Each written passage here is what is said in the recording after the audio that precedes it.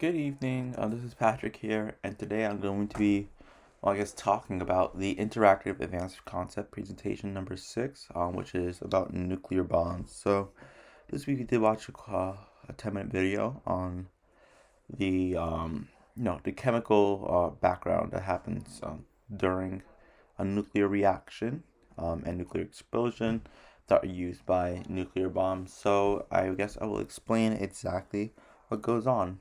So pretty much, atomic bombs are nuclear weapons that use the energetic output of nuclear fission to produce massive explosions. So these bombs are in contrast to hydrogen bombs, because with uh, hydrogen bombs actually use both fission and fusion to power their great explosive potential.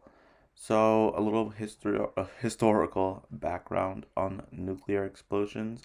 Only two nuclear weapons have been used in the course of human warfare, both by the United States to near the end of World War II. So on the first one was August 6th, 1945, uranium gun type fission bomb.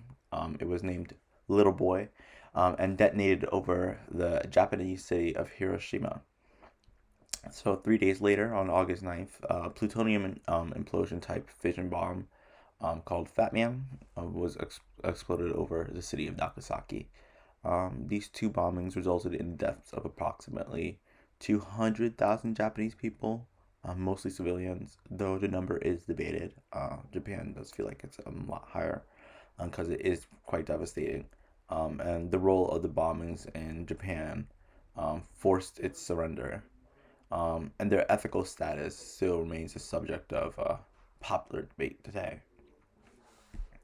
So, now the chemistry behind the nuclear explosion. Atomic bombs are made up of a fissile element, such as uranium, that is enriched in the isotope that can sustain a fissure, a nuclear change reaction.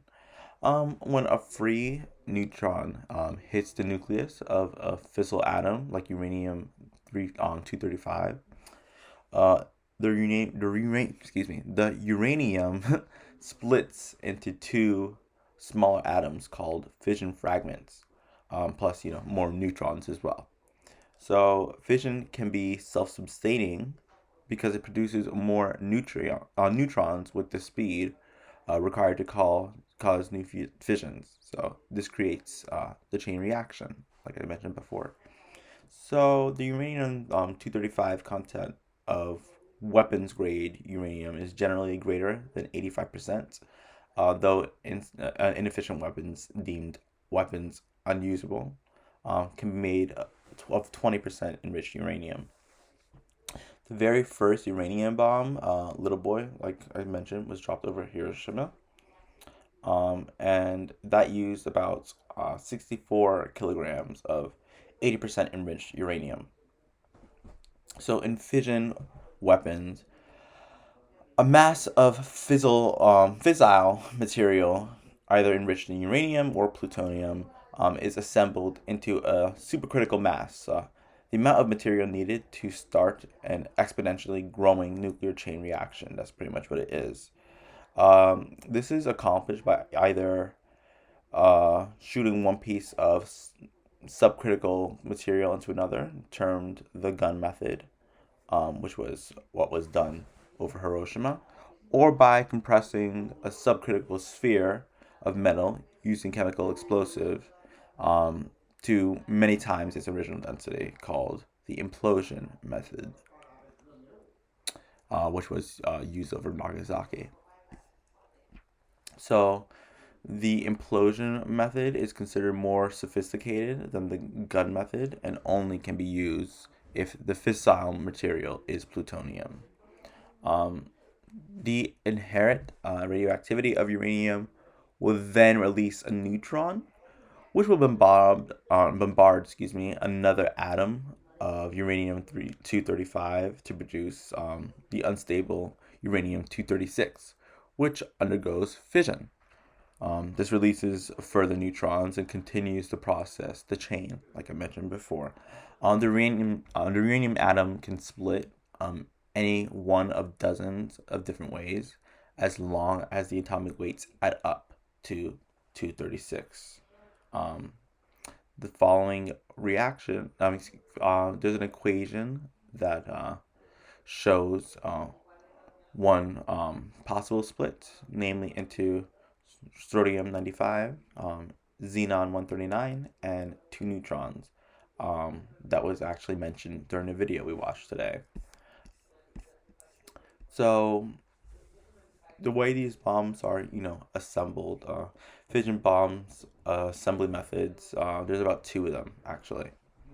So yes, two methods have been applied to induce the nuclear chain reaction that produces the explosion of an atomic bomb. The gun type assembly uses a conventional explosive to compress from one side, while the implosion assembly compresses from all sides simultaneously. Um, the immediate energy released per atom is about 180 trillion electron volts.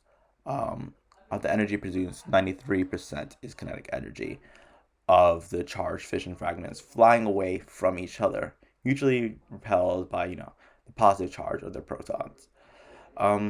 This initial kinetic energy imparts an initial speed of about 12,000 kilometers per second, so it's quite fast. However, the charged fragment's high electric charge causes many inelastic collisions with nearby nuclei, um, and these fragments remain trapped inside the bomb's uranium pit. Um, Here, their motion is converted into X-ray heat, a process which takes about a millionth of a second, so extremely quickly. By this time, the material in the core and tamper of the bomb is several meters in diameter, and has been converted to plasma at a temperature of tens of millions of degrees, so it's extremely hot. So we're talking about high heat in a very quick, short amount of time. So this X-ray energy produces the blasts and fire, which are normally the purpose of a nuclear explosion. And a lot of times, especially with the explosion over Hiroshima, this explosion can cause kind of a mushroom cloud. Very large explosion and very devastating, but that's pretty much the science behind a nuclear explosion.